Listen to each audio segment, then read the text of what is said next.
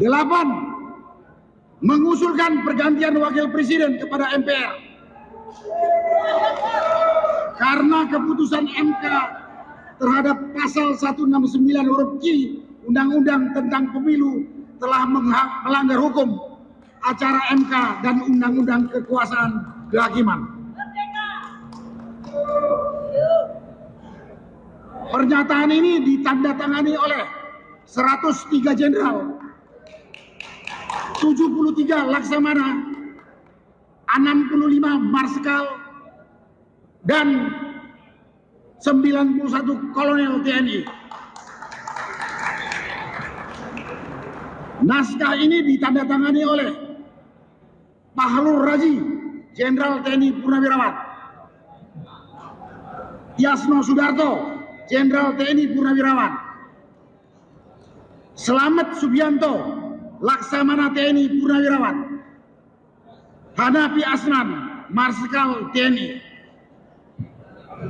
dan diketahui oleh Tri Sutresno, Jenderal TNI Purnawirawan. Selesai. Terima kasih. Spontan menjawab tidak bisa karena apa? Beberapa alasan ya. Yang pertama kan beliau perlu mempelajari dulu ya isi dari statement itu, isi dari usulan-usulan itu. Dipelajari satu persatu karena itu masalah-masalah yang tidak ringan ya, masalah yang sangat fundamental ya. Lalu beliau juga kita lihat bahwa Presiden, walaupun sebagai kepala negara, kepala pemerintahan, ya, juga Panglima tertinggi TNI, istilahnya ya, mempunyai kekuasaan yang tidak tak terbatas, ya.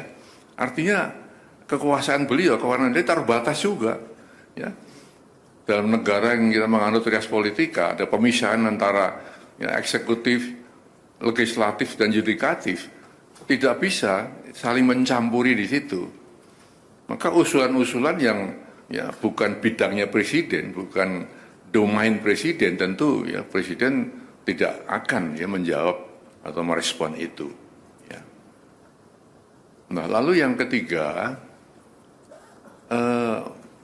kebijakan presiden atau keputusan presiden atau arahan presiden ya tidak semata-mata ya, muncul dari satu sumber. Ya. Presiden mendengarkan, tapi tidak hanya satu sumber, kemudian Presiden mengambil keputusan, mengambil kebijakan. Harus banyak sumber-sumber lain yang beliau dengarkan. Juga beliau mengambil keputusan bukan hanya fokus pada satu bidang, banyak bidang-bidang lain yang harus dipertimbangkan Presiden sebelum mengambil keputusan. Nah, dengan demikian maka kalau ada anggapan bahwa Presiden tidak merespon, bukan seperti itu ya. Presiden ya telah menjelaskan seperti itu. Oleh karena itu beliau berpesan tadi kepada saya agar disampaikan kepada masyarakat ya agar tidak ikut berpolemik masalah ini. Tidak ikut menyikapi pro dan kontra ya karena hanya akan menimbulkan kegaduhan-kegaduhan ya yang akan mengganggu kebersamaan kita, keharmonisan kita sebagai bangsa. Nah, itulah ya kira-kira yang bisa saya sampaikan ya sehingga dengan demikian maka kita mengharapkan bahwa saatnya nanti ya tentu ada penjelasan-penjelasan resmi ya yang bisa mendinginkan suasana. Kita sedang menghadapi ya banyak masalah ya tentunya yang kita harapkan adalah satu ketenteraman di masyarakat, keharmonisan, kebersamaan untuk menghadapi hal-hal yang benar-benar dihadapi negeri ini. Itu saya kira. Purnawirawan TNI mengusulkan ada mengganti Wapres. Kalau dari PSI dan dari Mas Kaisang sendiri, bagaimana usulan para purnawirawan TNI itu? Secara konstitusi, Presiden dan Wakil Presiden kan sudah dipilih langsung oleh rakyat. Yes, ya, yuk. Berarti usulan itu tidak bisa diterima atau bagaimana menurut Mas? Itu tadi semua kan sudah berdasarkan konstitusi. Kemarin kan Forum Purnawirawan TNI itu mengusulkan agar Mas Gibran tuh dimaksudkan. Kalau dari Partai Nasdem sendiri gimana, Pak? Ya sayang sekali, dengan seluruh penghormatan saya pada para senior, karena tidak ada skandal yang menjadi suatu hal tuntutan agar pemakzulan, kan? Ya kalau nggak ada, ini kan satu pasangan paket. Kita telah menyelenggarakan pemilihan umum, pilpres, pileg, terpilih, mulai bekerja. Terlepas apakah itu ada output kinerjanya lemah, setengah lemah, kuat, itu masalah lain. Tapi meresolusi dengan memajulkan menurut saya, sebetulnya izinkan saya harus menyatakan dengan segala penghormatan saya, kurang tepat. Ya? Pak, mungkin kedua.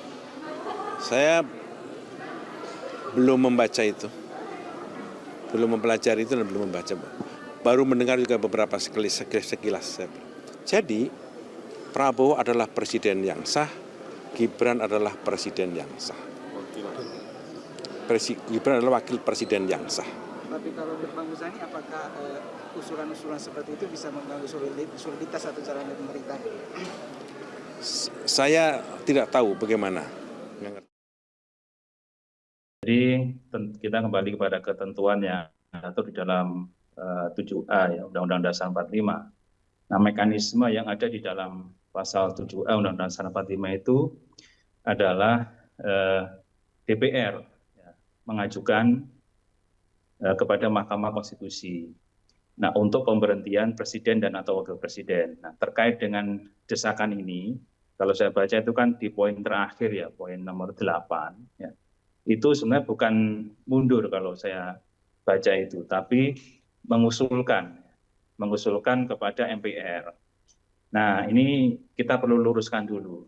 Kalau menurut Undang-Undang Dasar, seharusnya tidak langsung kepada MPR, tetapi DPR kepada Mahkamah Konstitusi. Baru nanti hasil putusan Mahkamah Konstitusi disampaikan kepada MPR.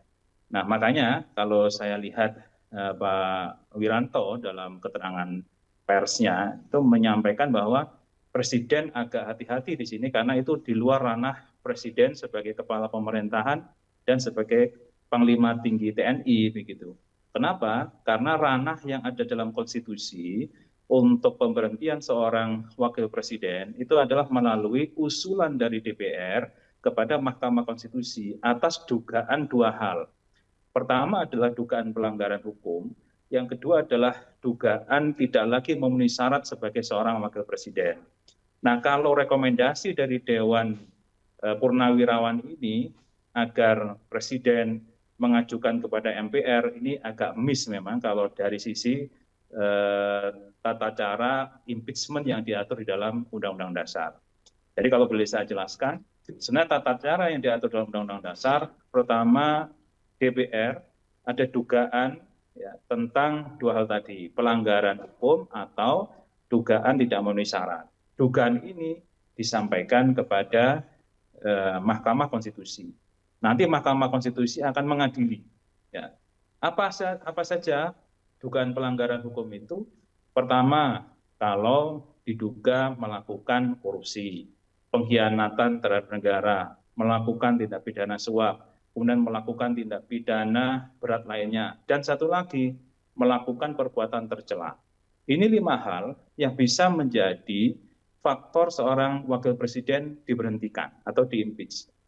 Nah, kemudian yang kedua, dugaan tidak lagi memenuhi syarat sebagai seorang wakil presiden.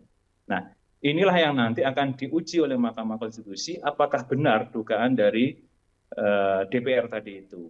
Nah, tentunya dalam hal ini kalau saya memandang, kalau mekanismenya benar ya seharusnya Pak Prabowo kapasitasnya bukan lagi sebagai presiden, bukan lagi sebagai Panglima tertinggi TNI, tapi sebagai ketua umum partai yang lebih relevan. Ya, dari ketua umum partai punya kekuatan di parlemen. Nah, dari kekuatan di parlemen inilah kalau 2/3 ya dari anggota parlemen nanti hadir dalam sidang dan setuju terhadap usulan untuk impeachment, untuk pemberhentian wakil presiden, baru bisa.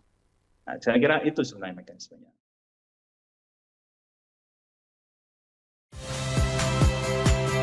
Saya Magister Tarigan. Saksikan program-program Kompas TV melalui siaran digital, pay TV, dan media streaming lainnya. Kompas TV, independen, terpercaya.